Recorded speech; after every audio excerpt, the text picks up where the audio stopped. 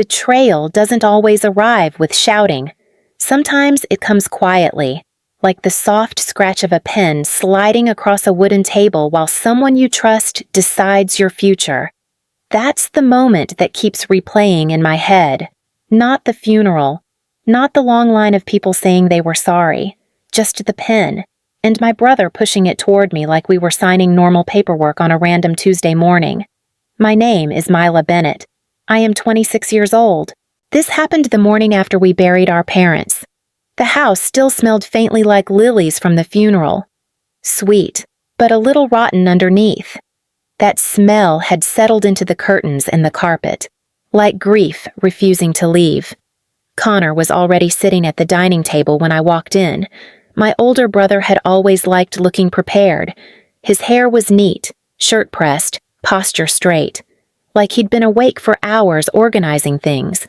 Next to him sat our parents' lawyer, Martin Feldman, gray suit, thin glasses, the kind of quiet man who studies documents instead of faces when conversations turn uncomfortable. Connor didn't bother with small talk. "We should finalize the trust distribution today," he said. I stopped halfway to the chair. "Today?" I asked. He shrugged slightly. "The estate needs to be stabilized. There's no reason to drag this out." Martin opened a leather folder and slid several documents across the table. That was the first time I heard about the family trust. Apparently, our parents had created it years ago. Connor had been named trustee. I hadn't known either of those things. Connor began listing the assets calmly, like he was reading groceries off a receipt. The Seattle townhouse, the investment accounts, the retirement portfolio worth about $3,100,000. All of it transferred to him. I honestly thought I'd misheard. Then he slid one final document across the table. A property deed. 34 acres in Yakima Valley, Connor said. The farm. I stared at the paper. Connor leaned back in his chair, watching me carefully. "If you take the land," he added casually, "you take Grandma too." That was the moment everything shifted, because until that second, I hadn't even known she was still living there. I didn't answer Connor right away. I just stared at the deed in front of me. 34 acres in Yakima Valley. The paper looked cheap, thin, like even the document knew nobody really wanted it. "Grandma's there," I finally asked. Connor shrugged. "Someone had to keep an eye on the place." "You mean you left her there?" "That's dramatic." Beside him, Martin Feldman shifted slightly in his chair, flipping through a page that didn't actually need flipping. "Connor," I said slowly. "She's 83. 84, he corrected. That somehow made it worse. I rubbed my forehead, trying to process what he'd just said. "You took the townhouse," I said. "The investment accounts, the retirement portfolio worth $3,100,000. Connor leaned back. And you're giving me a farm that hasn't worked in 12 years. It's still land," he said. "You should be grateful." Grateful. The word landed harder than I expected. Martin cleared his throat quietly. "The trust permits this distribution." "Allows it," I said. Connor already looked bored. "You always liked quiet places," he said. "Fresh air, space. Now you've got plenty of it." I laughed once, a short, ugly sound. "What about Grandma?" I asked. Connor folded his hands on the table. "She's comfortable enough." That's not an answer. He leaned forward slightly. "Look, Mila, the land's basically a liability. Taxes, maintenance. You're actually helping me by taking it." That was the moment I understood. This wasn't generosity. It was dumping a problem. Connor slid the pen toward me again. "If you don't want it," he said calmly, "we can sell the property and move Grandma somewhere cheaper." My hand hovered above the paper, and suddenly the room felt much smaller. The drive to Yakima Valley took about 3 hours. I didn't remember most of it. Just highway noise and the coffee in the cup holder going cold. The farm gate was half open when I got there, rusted hinges, wind pushing it back and forth with this slow metal squeal that made my teeth itch. I sat in the truck a minute. Honestly, I almost turned around. 34 acres of dry dirt. A barn that looked like it might fall over if someone coughed too hard. Great job, Connor, I muttered. The house was worse. Front porch sagging, paint peeling. The place smelled faintly like dust and old wood the second I pushed the door open. "Hello?" I called. Nothing. Then a voice from the living room. "Connor." It was small. Fragile. I walked in and found Grandma Maggie sitting in a worn armchair by the window. She looked thinner than I remembered. Her sweater hung off her shoulders like it belonged to someone else. She squinted at me. "That you." "Connor, no." I said gently, "It's Mila." She blinked a few times. Then her face changed. "Oh, thank God." I knelt beside the chair. "When did you eat last?" I asked. She waved a hand like the question annoyed her. "I manage." I opened the fridge 5 minutes later. Empty.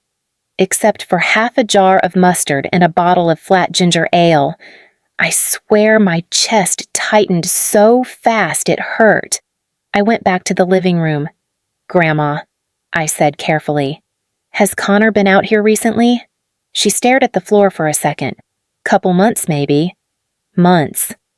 I sat down on the arm of the chair. "All right," I said quietly. "We're gonna fix this." Grandma looked at me sideways. "You staying?" I looked around the room, the cracked ceiling, the dust on the floor. Honestly, I didn't know yet, but leaving suddenly felt worse. The first night in that house I slept maybe 3 hours, not because I was scared. Honestly, I was too tired to be scared. The problem was the pipes. Every few minutes, something in the walls clanged like someone dropping a wrench. Around 6 in the morning, I gave up and walked outside. Cold air, dirt under my shoes. The fields stretched out quiet and empty. Grandma Maggie came out 10 minutes later, wrapped in that same oversized sweater. "You look terrible," she said. "Thanks. You staying?" "Looks like it." She studied the ground for a moment. "That soil used to grow the best tomatoes in this county." She said, "Used to. Your grandfather knew what he was doing." I kicked the dirt with my boot. Dark soil underneath the dry crust. Later that day, I drove into town and found the Washington State University Extension office. Small building, fluorescent lights buzzing overhead. A soil specialist named Aaron looked at the sample I brought. "You said Yakima Valley," he asked. 34 acres. He raised his eyebrows. "That's good land." I laughed. "You should see the house. Land's what matters," he said. I stared at him. "You're telling me this dirt's worth something." Aaron shrugged. "For organic produce." "Yeah, could be." That idea stayed in my head all the way back to the farm. That evening, I told Grandma, "Thinking about planting something," I said. She leaned forward immediately. "What kind of vegetables, maybe?" Her eyes sharpened. "Then you'll need compost first. And irrigation lines." "Grandma," I said, "the barn barely stands." She pointed toward the fields anyway. "That land's better than your brother ever deserved." I stood there looking at the empty rows. For the first time since the funeral, the place didn't feel completely hopeless. Just difficult. And honestly, difficult was something I could work with. The first harvest wasn't much. 3 crates of tomatoes, a few boxes of peppers, dirt still stuck under my fingernails from loading the truck before sunrise. Grandma Maggie watched from the porch. "Charge what they're worth," she said. "I don't even know what they're worth." "That's your first problem." The Yakima Farmers Market was already crowded when I set up my table. People walked past without slowing down. A man selling honey next to me leaned over. First time he asked, "That obvious you're too hopeful." 2 hours passed. Nothing. I was honestly about to pack everything back into the truck when someone finally stopped. Late 30s. Dark jacket. Tired eyes. He picked up a tomato. "Mind?" he asked. "Go ahead." He bit into it right there. Juice ran down his thumb. He chewed slowly, like he was actually thinking about the taste. "Where'd you grow this?" he asked. Yakima Valley. Small farm. He nodded once. My name's Lucas Ramirez. I run a restaurant in Seattle. I wiped my hands on my jeans. Okay. I buy produce from local farms. He said, most of it's fine. Nothing special. He took another bite. This one is... My stomach tightened. So, what are you saying? Lucas pulled out a business card and set it on the table. I could try a small order, he said. 5 boxes a week to start. I stared at him. 5. Think you can handle that? I nodded slowly. Yeah, I said. I think I can. That business card stayed on my kitchen table for 2 days. I kept staring at it like it might disappear. Grandma Maggie finally tapped the table. You gonna call him, she said. Or frame it, I'm thinking. You've been thinking 48 hours. So I called. Lucas Ramirez picked up quickly. You ready to talk vegetables? He asked. I can't supply 30 boxes, I said. I asked for 5. He replied. Right. He laughed. Start there. We'll see if it works. That was the beginning. The first year nearly broke me. Irrigation pipes burst twice. One windstorm tore plastic off the small greenhouse. I remember standing in the mud one night laughing because if I didn't laugh, I might have quit. Grandma Maggie handled the books at the kitchen table. You spent $400 on fertilizer, she said one night. It was necessary. You said that last time too. But the plants grew. She nodded once. Then, buy more. By the second year, the farm started stabilizing. Lucas increased his orders slowly, and another small restaurant in Yakima began buying from us. That's when I hired Daniel, an irrigation technician. Your water system's outdated, he said the first day. Can it be fixed? Yeah, he said, but not cheaply. We fixed it anyway. By the third year, the farm looked different. Several greenhouse tunnels stood where empty dirt used to be. A few seasonal workers helped during harvest weeks. The farm wasn't rich, but it was steady. That's when my lawyer, Sandra, came out to visit. You should protect this land, she said. From who she studied the fields, from anyone who suddenly remembers it exists. So we placed the farm into an irrevocable trust. Quietly. 3 weeks later, a black SUV rolled slowly up the dirt road, and somehow, I already knew who was inside. The black SUV stopped beside the greenhouse rows. Dust settled slowly over the tires while the engine idled. I was checking irrigation lines when the driver door opened. Connor stepped out. 3 years hadn't changed him much. Same neat haircut, same expensive jacket that looked strange standing in the middle of dirt and tomato plants. He studied the farm quietly. Greenhouses, workers loading crates, a delivery truck backing toward the barn. Then he gave a low whistle. Well, this is unexpected. Hello to you too, I said. He rubbed his jaw. You actually turned this place around. Looks that way. Daniel walked past us carrying a crate. You need that loaded now, he asked. 5 minutes, I said. Connor watched him go. You've got employees now, seasonal help. He nodded slowly. Impressive. I crossed my arms. You didn't drive 3 hours just to admire vegetables. Connor gave a short laugh. Still direct. Still waiting. We walked toward the house. Grandma Maggie was sitting at the kitchen table when we stepped inside. She looked up and squinted. Connor froze when he saw her. Grandma, you look better. I eat now, she said calmly. Dinner stayed quiet for a while. Forks touching plates. No one rushing the conversation. Then Connor leaned forward. I need your help, he said. With what? My townhouse in Seattle, he replied. Mortgage pressure. How much pressure? He hesitated before answering. About $2 million. I set my fork down. And that's why you're here. Connor slid a folder across the table. A partnership, he said. You sell me half the land. 3 years ago, he treated this farm like garbage. Now suddenly it mattered again. Grandma Maggie said nothing, but I could feel her watching both of us. Connor pushed the folder closer to me. Take a look, he said. I didn't open it. I just tapped the edge of the paper. You want half the farm. Technically a buy-in, Connor replied. Family partnership. I laughed quietly. 3 years ago, you said this place was worthless.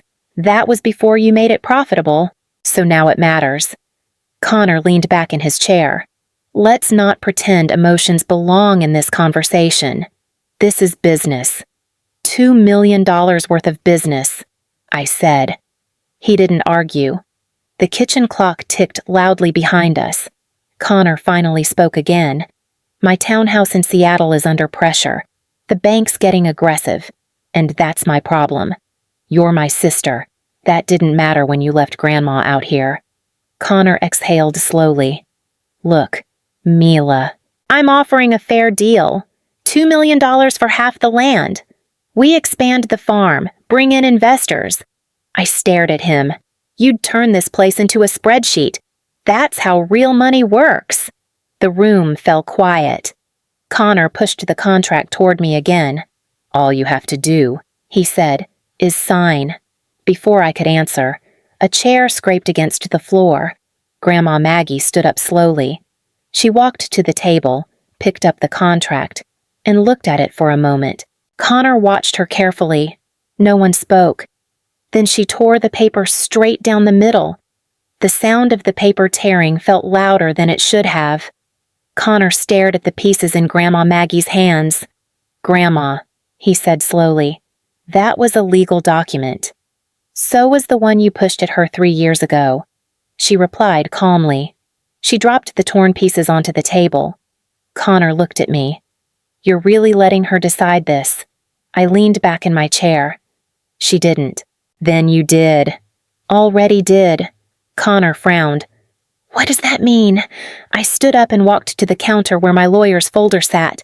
I pulled out one document and slid it across the table. Connor read it. His expression changed. You transferred the land, he said quietly. 3 weeks ago. To a trust, he said. An irrevocable one. Connor looked up at me. You planned this. No, I said.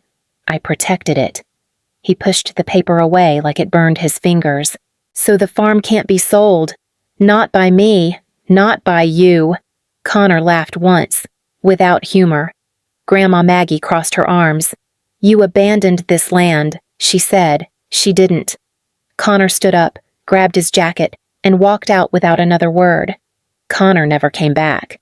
2 months later, Lucas called while I was loading crates. You hear about your brother, he asked? No. Seattle townhouse got foreclosed. I leaned against the truck. That fast bank moved quick. That night, Grandma Maggie and I sat on the porch. The soil still smelled damp after irrigation. She looked out at the fields. Your brother thought the inheritance was money, she said. I nodded. $3,100,000 can disappear fast. But land stays, she said. We sat quietly after that. Honestly, I don't hate Connor. I just stopped waiting for him to change. Sometimes the hardest lesson is realizing family doesn't always mean loyalty. If you ever find yourself holding something people call worthless, don't rush to throw it away. Work it first, because sometimes the thing everyone abandoned ends up being the thing that saves you. The farm's still here, and so am I.